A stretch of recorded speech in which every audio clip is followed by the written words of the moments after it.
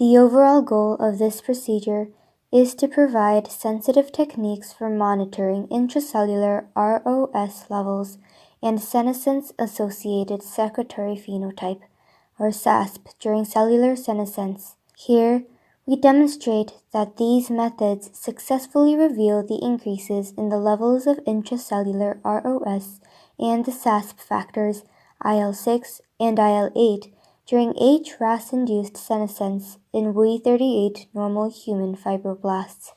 These techniques allow monitoring changes in intracellular ROS levels during cellular senescence and the analysis of the expression of SASP factors. The main advantage of this method is that they can be applied to many different cellular senescence models. Therefore, this method can ultimately help us to understand the role of ROS and SASP in cellular senescence and to study the underlying regulatory mechanisms. Demonstrating the procedure will be Yeon Kim and Jee-Hyun from my laboratory.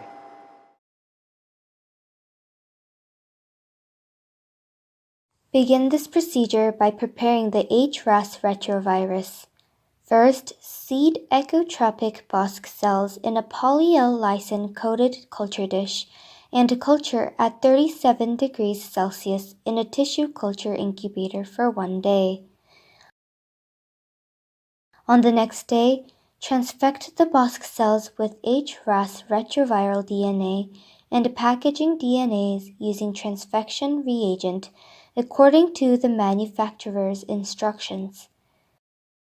After 8 hours of transfection, remove the transfection media and add 8 milliliters of fresh media.